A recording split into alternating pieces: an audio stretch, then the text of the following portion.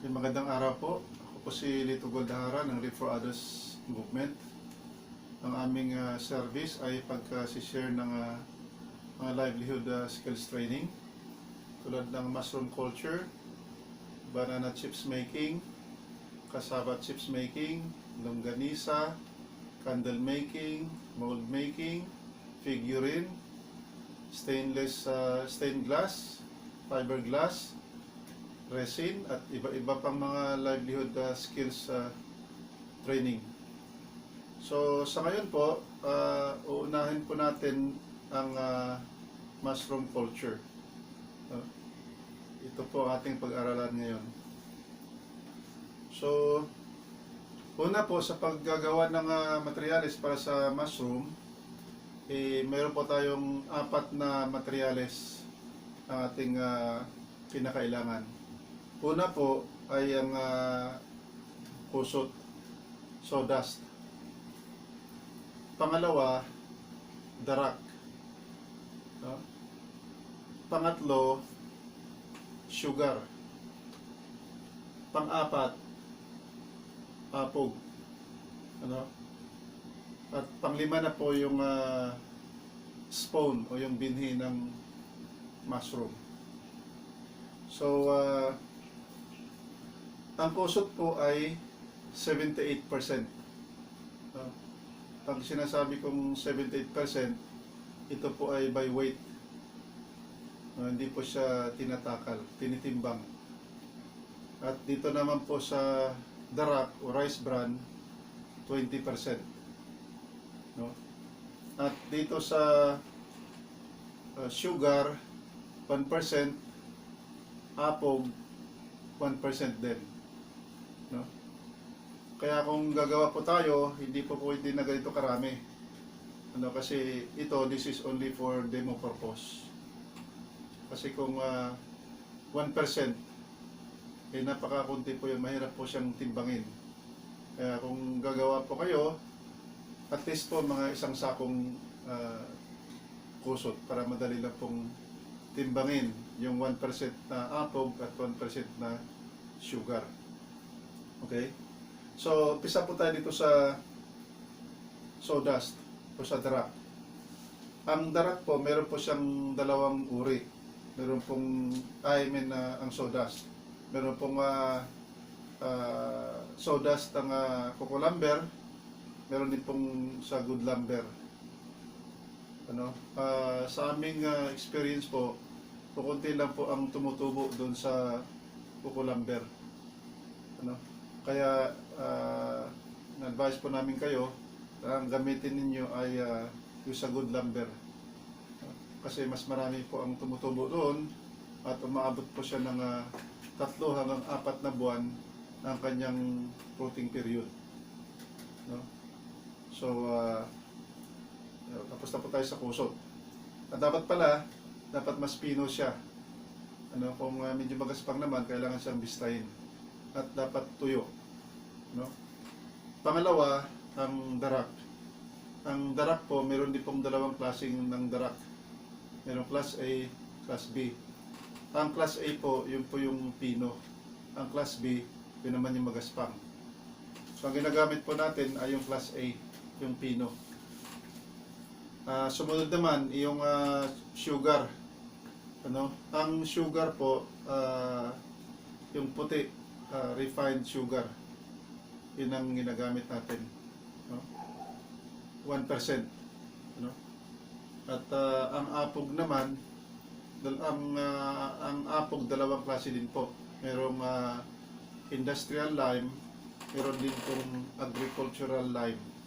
So ang ginagamit po rito ay yung agricultural lime. Ito po ay nabibili sa mga palengke kung saan po may nagtitinda po ng mga dahon yung ginagamit sa pagnganganga, kasi hinahaluan po ng apog yun. So doon po sa palengke ito nabibili. Okay? So ulitin ko po, 78% kusot, 20% na darak, 1% na sugar, 1% na apog. Okay? And then, ang last, yun na po yung binhi, yung amag. Ano, spawn kung tawagin. Okay? So, start na po natin yung process. Ang una po, ikalat nyo po yung materyales, yung kusot na medyo manipis, approximately mga 1 inch. At doon sa ibabaw, ikalat nyo rin po yung darak. No? Pag kinakalat nyo po, dapat equally distributed. Kasi itong darak po, yun po yung fertilizer ng mushroom. Ano? Kaya ito po ay organic. Kung hindi po pantay yung pag-distribute, may effect po doon sa pagtutubo ng mushroom. So, ang susunod naman ay yung sugar. I-spread nyo po din evenly. Pantay po yung pagka-distribute ng sugar. At yung last naman ay yung apog. Yan. So, pagkatapos, haluin po ng mabuti. Now, dito po, ito po ay for demo purpose lamang. So, pero pag gagawa po kayo, say for example, isang sako, gagamit na po kayo ng pala or kung ano mang panghalo na mahalo nyo ng mabuti itong materials. Dapat po, maging isa na lang po yung kulay. Ano? Na halo nyo ng mabuti para maganda yung decomposition at later on yung tubo ng mushroom. Yan. So, assuming po na nahalo na ng gusto yung materials, ang susunod po niyan, dadagdagan po natin ng tubig. Ano? So, gaano po karami ang tubig na ilalagay? Ano? So, ang tubig po dapat ay 65 to 70%. So, yun po ang moisture contents kung saan tutubo po ang mushroom. Kung mas dry doon, hindi na siya tutubo. Kung mas basa naman, hindi na rin tutubo. No? Kaya, pag sinasabing 65 to 70%, hindi po siya tinitimbang. Kaya, ito po ang crucial ito sa paggagawa ng materials ng mushroom. Kasi ito po ay ini-estimate lamang. No? Kaya papakita ko po sa inyo kung paano yung technique na ma-achieve po ninyo yung 65 to 70% na moisture. So, dito po kayo mag-start sa gitna. Kung di ba, gagawa po kayo ng isang sakong materialis, hatiin niyo po sa 4 yun. Kasi mahirap po kung lagyan nyo ng tubig lahat, mahirap po makontrol yung pag-estimate ng material, ng moisture. So, start po dito sa gitna. No? Babasahin po natin yan. And then, haluin ng mabuti.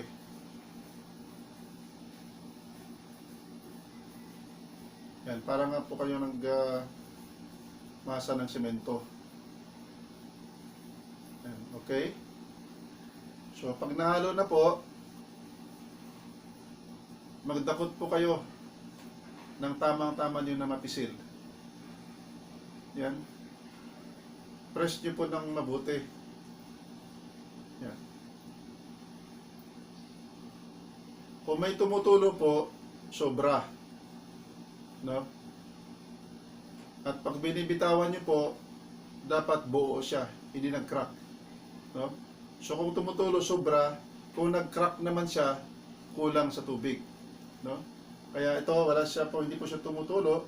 Ngayon pag binibitawan po siya, i-shake nyo po.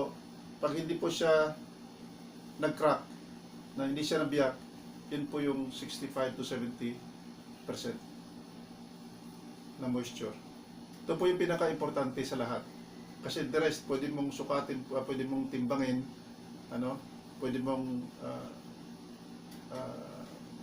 pwede mo siyang takalin kung sanay na kayo. Pero dito po, ito po itansyahan. Kaya ito po yung pinaka-crucial in terms po ng proseso ng paggawa ng materials ng mushroom. Okay? So ngayon, nakuha nyo na po yung tamang moisture, ay gawa po ng another pile. Yan. So gradual po yung paggawa ninyo. So the same procedure, no? Start naman kayo sa gitna, lagyan nyo ng tubig yung gitna.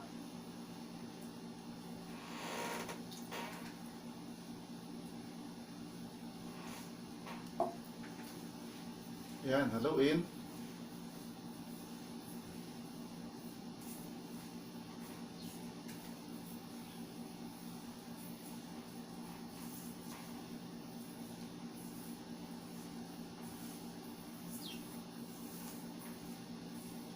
Okay.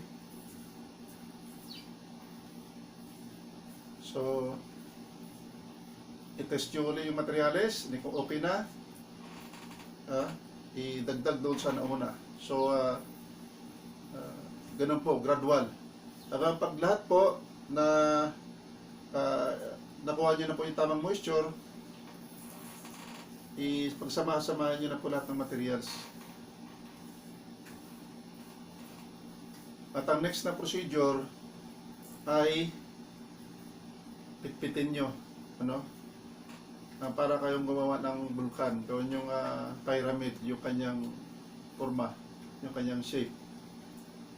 Yan. Ito ay may kinalaman sa process ng decomposition. Yung principle ng decomposition. Pag ganito po ang shape ng materials, mas mabilis po siyang uminit. Kasi dapat po iinit siya. Kasi ang kahoy, pag nabulok sa loob ng 4 hanggang 5 buwan, yan po ay tinutubuan ng kabuti. Pero sa ganitong proseso, in just 5 days, pwede na po natin taniman ng mushroom. So 5 days lang po ang process ng decomposition. Yan. So, pagkatapos niyan, takpan siya ng plastic.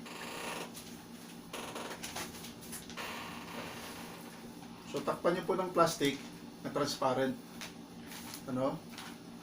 At lagyan niyo po ng mga pabigat sa gilid, mga bato-bato. Pag naman po ng saradong-sarado, para may madaanan po ng konting oxygen. Nakakatulong po yun para minit yung loob. So, ayun, pagkatapos po ng, bakit po transparent yung gagamitin? Yun po kasi, dapat iinit po siya at pinapawisan ang loob. So kung transparent, makikita po niyo siya na pinapawisan. Umiinit. Pag hinawakan niyo po siya, mainit. Pang second day, third day, mainit na po yun. Ngayon, pag hindi po siya umiinit, ibig sabihin, po siya, huwag niyo na pong ituloy. Kasi mayroon pong problema doon sa procedure. Okay? Ngayon, pag pinapawisan siya, umiinit, pwede na po inyong tuloy yung process. Pangatlong araw, alisin niyo po yung plastic, yung takip. So, yan. So, after 3 days po, ang ilalim po niyan, mainit na mainit. Ibig sabihin po, lutong-luto pa na po yung ilalim. Yung ibabaw po, medyo ilaw pa. Hindi pa siya luto, yung ibabaw. Kaya ang gagawin nyo po, i-scrape nyo po, tanggalin nyo po yung bandang ibabaw. Approximately mga 1 inch po, tatanggalin. Something like this. Tanggalin nyo yung ibabaw, tapos gawa kayo ng panibagong file.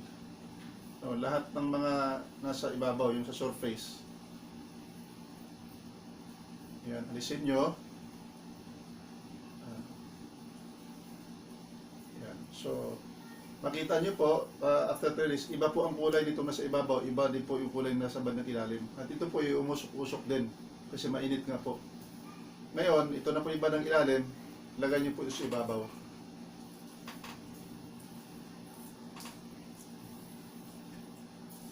Yan.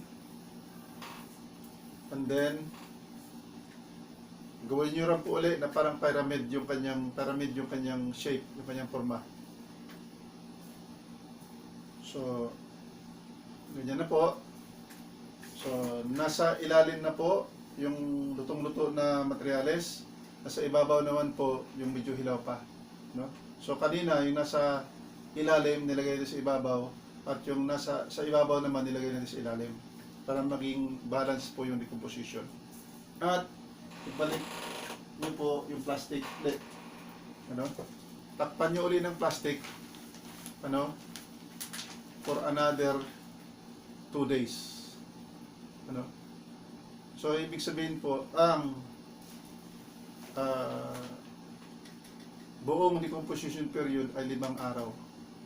Ano? Pangatlong araw, balik rin po ninyo at pagkatapos takpan uli for another 2 days. No?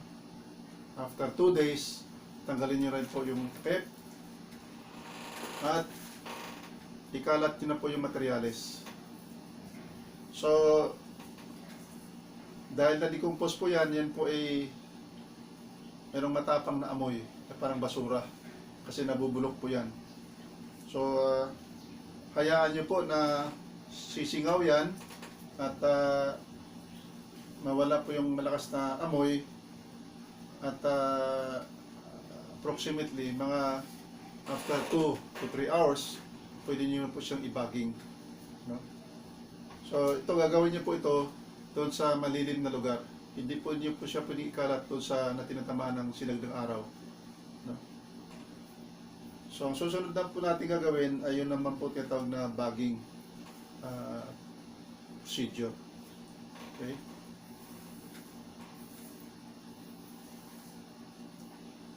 Ito natin.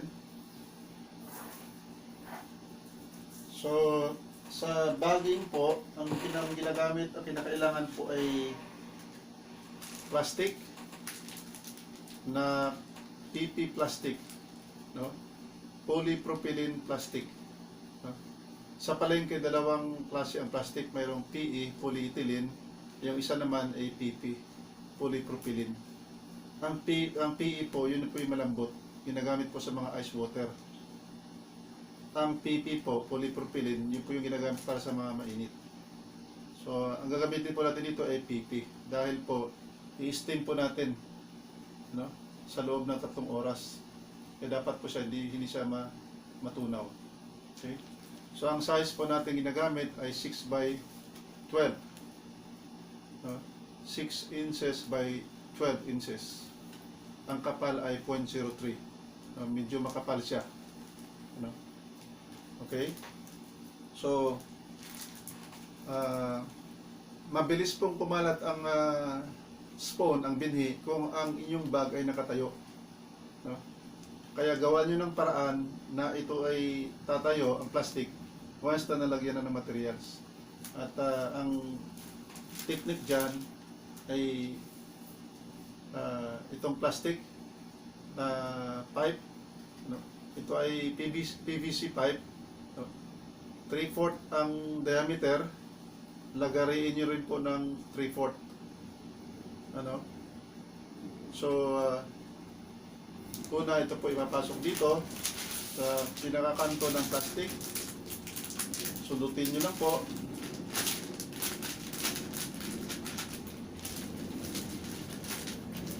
Sa kabila din naman.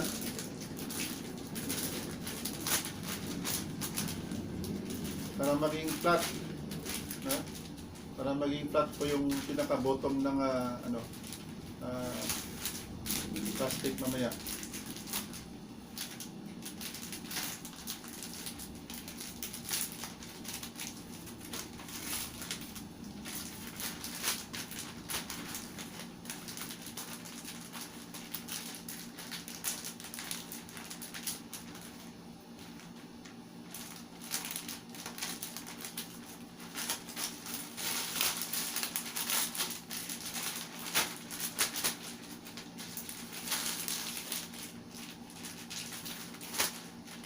Minsan po kung bibili kayo ng plastic sa palengke, nagkamali yung tindera kasi hindi pa nila pamilya kung ano ang PP, ano ang PE na plastic. Kaya madalas po, nagkaroon ng problema after ng pag-steam, tunaw yung plastic. So ang tandaan po ng PP at saka PE, ang polypropylene plastic, pag kinakrampon niyo po, tumutunog. Ano? Ang PE, wala siyang tunog dahil malambot. Kaya para makasigurado po kayo, hawakan nyo na po kung tumutunog siya na medyo matigas, tama po yung materialis. So next, lalagay nyo na po sa loob ng plastic yung materials. Tatayo pa po. So ang paglagay po natin ay gradual. Ano? Kasi dapat po dire-diretso yung dapat yung straight po yung tayo ng bag. So dapat gradual ito paglagay. So pag repress po natin, makita natin tumatayo na po yung plastic. Flat na po yung kanyang bottom. Ano? Yan. So more or less mga 3 to 4 times ka maglagay para mapuno po yung plastic bag.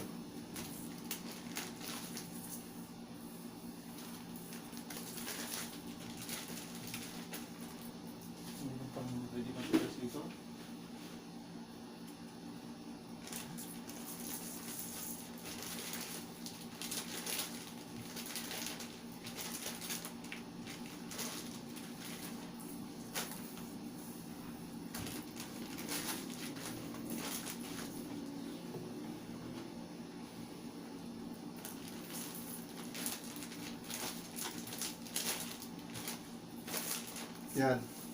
So, napaka-importante po yung inyong pagbabaging. No? Dapat po, siksik na siksik yung materials. No? So, pag-press nyo po, hindi po masyadong bumabaon yung indalere. Kasi po, kung medyo hindi nasiksik yung inyong pagkalagay ng materials, hindi po siya tumatagal yung fruiting period. Pero kung siksik na siksik po yung materials, maabot po ng 3 to 4 months. Kaya very important po na siksikin nyo po ng gusto. So meron din po kayong allowance na ilalagay kung saan nyo po i-shoot po yung PVC pipe. No? So i-harness nyo po yung pinakadulo ng plastic.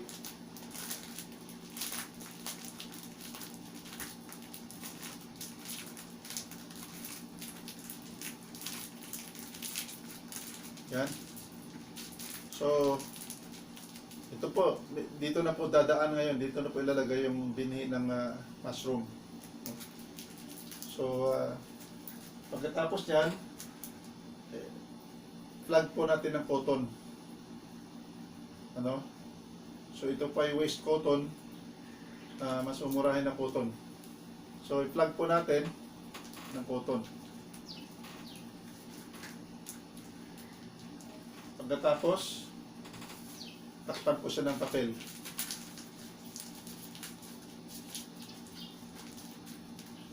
Then, rubber band.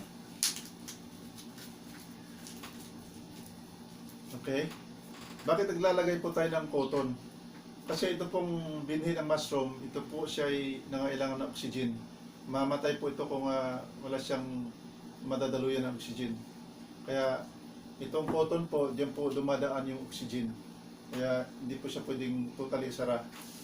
And next, naglalagay po tayo ng papel dahil kasi pag ini-steam po yan, may mga tumutulo po dyan na tubig. So, kung wala po siyang papel, maaaring papasukin po siya ng maraming tubig. Kaya ang purpose ng papel is to minimize uptake ng tubig. Para konti lamang ang papasok na tubig sa loob. Okay? So, yan. Ang kasunod dito ay steam nyo na po. Kung ano man ang meron kayo, maring sa kaldero o sa drum, siguraduhin nyo lang po kasi ang pag-steam po dapat hindi siya bumaba ng 3 oras. Ano? Kasi yun po yung time na namamatay lahat ng bakterya. Dapat kasi papatay natin lahat ng bakterya sa loob para once na isinalin itong binhi ng mushroom, wala na po siya, wala nang kakain sa kanya na bakterya. No? Kaya steam natin ito siya ng not less than 3 hours. Kung abot siya ng 4, 5, di mas maganda. No? Mahabang mas matagal yung iyong steaming, mas lalong namatay yung mga bakterya sa loob. So dapat po siya, hindi po siya nakalubog sa tubig. Ano? Kung drum po ang inyong gagamitin, approximately mga 8 inches. No, meron po kayong gagawin ng patungan, no? Para hindi po mauubusan ng tubig. Ano? So kung mayroon po kayong 8 inches na tubig, secure na po 'yun. Safe na po na hindi siya matutuyuan within 3 hours. So and then takpan nyo rin po ng maigi, ano, nang sa ganon, kung saradong-sarado yung po yung steaming drum o kaldero, lalo pong mas mainit sa loob. So, not less than 3 hours po. Ang 3 hours na pinag-usapan natin dito, once na nag-start na siya na kumulo yung tubig, doon po ang umpisa ng bilang. Okay? So, ayan, meron po ako ditong na-steam na bag. Okay? So, pag na-steam na po yan, mapansin po natin na mas darker na po yung kulay at medyo lumuluwag siya na konti. Kaya kung inyong pagkasiksik niyo sa materialis ay hindi masyadong siksik na hindi masyadong masikip, maaaring luluwag yan. Kaya I advise na siksikin nyo ng mabuti. So ito po, assuming na steam nyo na po ng not less than 3 hours yung materials, palamigin nyo po, at kung malamig na siya, gaya dito, pwede na po siyang lagyan ng spoon, yung binhi ng mushroom. Okay? So, ang susunod po ay yun na po tinatawag na inoculation, yung paglalagay ng binhi ng mushroom sa loob ng bag. Paano ang procedure? Una, kailangan po natin ng malinis na lugar, working area. Kasi po, ito nga ay ini-steam natin para mamatay yung bakterya. Kung marumi din po yung ating working area, di maring ma-contaminate yung ating bag. Kaya dapat malinis. So, para masiguro, kailangan po natin ng alcohol na may 70% isopropyl. Magpunas po tayo ng alcohol at punasan din po natin yung ating working table. At habang ginagawa natin ito, dapat nasa loob po kayo ng sarado na kwarto. Dapat wala pong electric fan or hangin, no? O mga tao na dumadaan. Kasi po yung hangin nagdadala po ng alikabok yan. Once na nakapasok po yun sa loob, ma-contaminate po yung inyong materials. Kaya dapat po sarado yung kwarto, walang electric fan. At kung po pwede, kung 2 o 3 lang kayo na gumagawa, dapat nakapunas ng alcohol yung inyong kamay, alcohol na may 70% isopropyl, at yung inyong working table. Okay? And then, sunod, kailangan po natin ng lampara. Okay? At kailangan natin ng denatured alcohol, no? At alambre. Okay? So ito ang alambre na to, ito po yung ating ginagamit para kutkutin yung materialis sa loob, no? Kasi ito po ay sterilize, wala po na pong ibang bakterya ito sa loob. Kaya kailangan po, kung ipapasok natin itong alambre sa loob, dapat po sterile din po ito. So ang ibig sabihin, painitan po natin ito, kaya kailangan natin ng lampara. So ang ginagamit natin dyan, hindi gas, kundi denatured alcohol. Kasi ito pong denatured alcohol, wala po itong usok. So, once na nalagyan na po natin yan ng alcohol, isindihan po natin at painitan po natin yan, itong alambre, para mamatay po yung bakterya. Any alambre po pwede. Basta pitpitin nyo lang po yung bandang dulo, para hindi po kayo mahirapan na pag kinukot-kot po yung amag doon sa loob ng bote. Okay? So assuming po na natapos nyo na pong i-sterilize po itong alambre, huwag nyo na po siyang bitawan. Lagi nyo po siya, kasi kung sterilize nyo po at lagay nyo kung saan-saan, kakapitan po ng alikabok, baka pagpasok nyo doon sa loob, makontaminate pati yung binhi. Kaya dapat hawak nyo lagi itong alambre. Ano? So ngayon, buksan nyo na po itong binhi. Ano? Una, buksan nyo itong bag na na-sterilize na. At alisin nyo yung cotton. Bago ko malimutan, ang cotton, ang pagkalagay ng cotton, dapat po siya siksik yung pagkalagay ng cotton. Kasi po, kung hindi po siya siksik na gusto yung pagkalagay, madalas pong pinapasok na langgam. Kasi gustong-gusto ng langgam po yung spawn, itong amag. No? Kaya, para hindi makapasok yung langgam, dapat siksik na siksik po yung pagkalagay ng cotton. So, ito po ay binhi ng mushroom at ito po ay kung bibili po kayo nito, mayroon po sa online, sa mga ahensya ng gobyerno, mayroon din po, katulad ng DOST, Department of Agriculture, mayroon din po sila. Kung pagbili nyo po, kailangan yung ilagay sa refrigerator. So ito ay, pag naka-ref po ito, pagkatapos ng mga 2 weeks po ito, kinoculture yung tissue hanggang paggawa ng spoon. So after ng 2 weeks, kung na-saturate na po yung mycelium, lalagay po sa refrigerator. So good up to 2 months, pwede pa po siyang gamitin. No? So may makita po kayo, sabi ko sa mga online at sa ahensya ng gobyerno, kami bilang NGO na nagsiserve ng mga community, meron din po kami production ng binhi ng mushroom. So dito po, tanggalin niyo po yung cover at yung cotton, at ilaglag nyo na po itong binhi ng mushroom.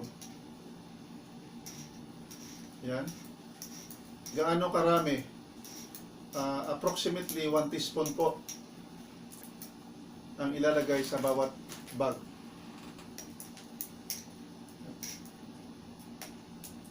Kaya ang isang bote po na spoon, this is approximately 180 grams. Kaya po itong gumawa ng 25 to 30 bags na ganito. No? Approximately, ang weight ng isang bag is 1 kilo. No? Kung ang size ay 6 by 12. So, 1 teaspoon bawat bag. So, kung baguhan pa kayo, pwede yung dami-damihan ng konti. Kung sakali meron konting contamination doon at marami naman yung nailagay nyo na binhi, sa isang bote, pwedeng palabasin nyo 20 bags. Pero kung sanay na kayo, you can do like 30 bags. Kung kabisado na kayo at sure na kayo na walang contamination yung process. No? So, pagkatapos nyan, huwag niyo pong hayaan na matagalan naka-open yung bag. Kasi nga po, pagka napasukan ng alikabok yan, na-expose na matagal sa open area, yan po ay maaaring makontaminate. Kaya po, ibalik nyo agad yung cotton, at yung papel,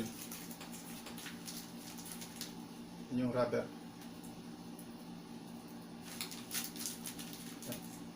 So ito namang spoon, kung hindi na ubos po, pwede nyo pong ilagay sa ref at pwede pa pong gamitin sa next na production.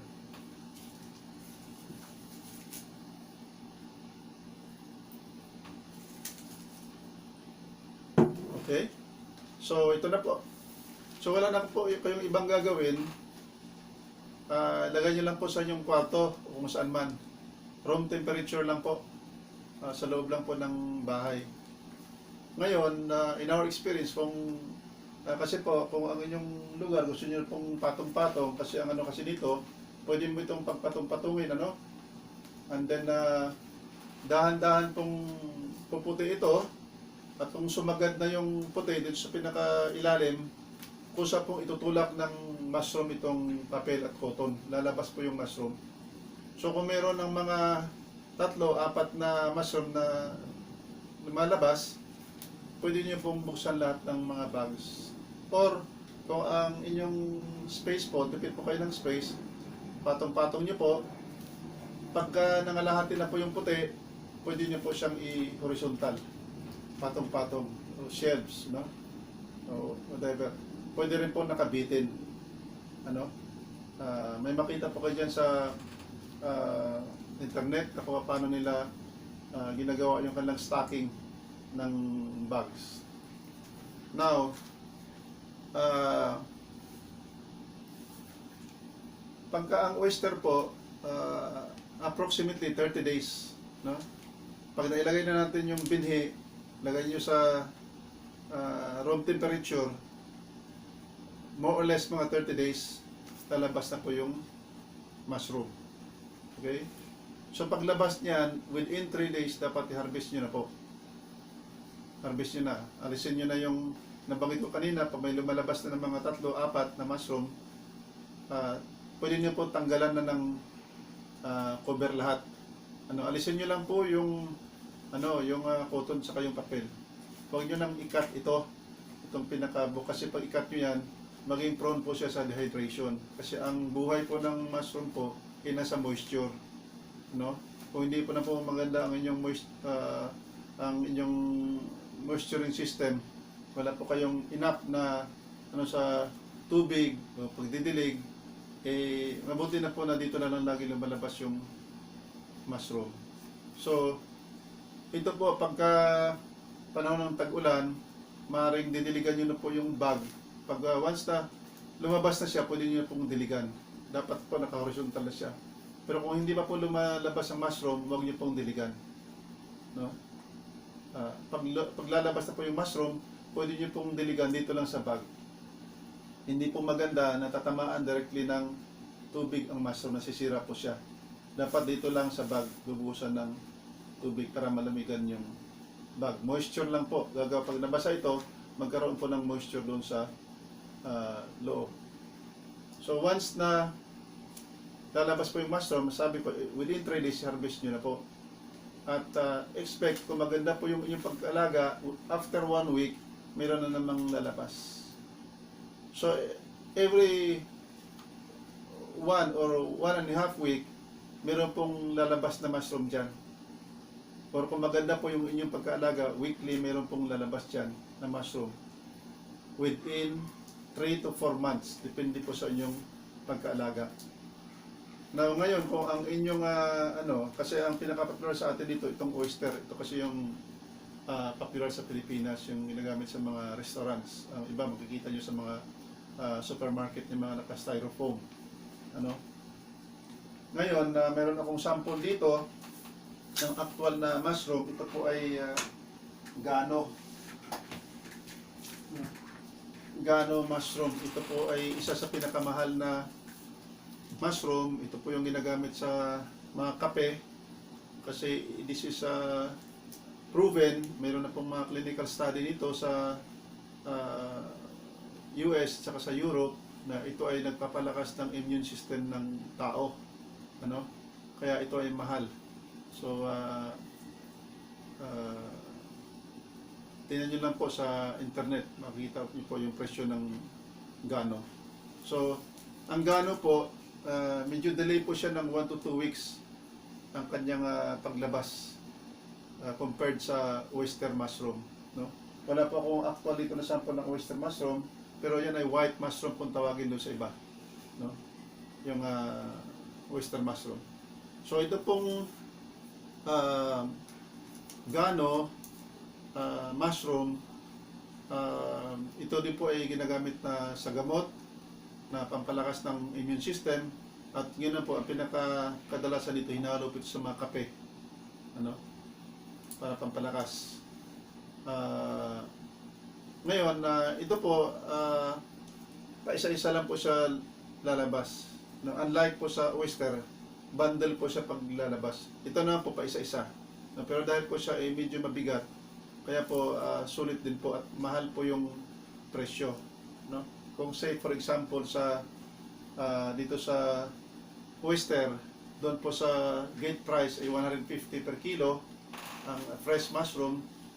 Dito po sa Gano ay nasa 2,500 per kilo ang gate price. Now, pag ganito po ang Gano, yung kanyang itsura po ganyan, meron po siyang ring sa gilid na puti at orange, ano. Hindi po siya pwedeng harbisin, ano. Ngayon, after that, dahan-dahan po siyang lalaki at nawawala na rin po yung kanyang puti. Ganyan. So, malapit na po siya mag-mature. At kung ganito na po, naging brown na siya, ito na po yung fully mature na Gano na pwede niyo pong harbisin. Ngayon, napaka-importante din po na alam niyo po yung technique na pag-harvest. Kadalasan po ng aking mga naturuan at na mayroon na silang farm din ng mushroom, sa umpisa, hirap sila. Dahil after na kanilang harvest, yung iba wala nang sumunod. So, ang dahilan po doon, yung ating sistema ng pag-harvest. Dapat po kasi, hindi na lang basta na bunutin mo itong mushroom. Kasi po ito, may mycelium po ito, may ugat-ugat po ito na konektado sa dulo. Ngayon pag nabitak po yan, na-crack po yan siya, wala na pong lalabas na mushroom. Kaya pag kayo po ay nag-harvest ng mushroom, whatever, oyster man yan, shiitake, or Gano, dapat maingat po kayo sa pag-harvest. Ano? So hawakan niyo po firmly yung pinakadulo ng bag, and then slowly i-twist niyo po na hindi maramdaman ng buong bag, na hindi po mag-crack yung pong materialis sa loob. Kasi nga po pag nag-crack yan, wala na pong susunod na lalabas. So ganyan po yung pagka-harvest. At kung meron man pong naiwanan doon na nakaharang sa loob na puno, maaari nyo pong sikwatin. Ano, alisin nyo po yan, nakaharang, kasi hindi na po makalabas yung susunod na henerasyon. Ano? So, yun lang po. Sa ngayon, siguro yung mga basic na information tungkol sa pag-culture ng mushroom, meron na po kayong nakuhang mga technique. At sa susunod ko na mga pag-demo, explain ko pa po yung mga ibang detalye para inyong maintindihan. Ano? At kung kayo naman ay gustong malaman yung mga ibang detalye o gusto nyo mag-start ng pag-culture ng mushroom o meron pa kayong mga karagdagang tanong, pwede nyo po kaming kontakin sa aming landline ng Live for Others, 643-4774, at meron din kaming wireless na phone, 6644-989, at ang aming smart number ay 0998-5631-738, at meron din pong SUN 0925-78-63377. Sana po abangan nyo po yung susunod na demo natin, at marami po tayong matututunan na livelihood skills training. Marami pong salamat sa inyong panonood.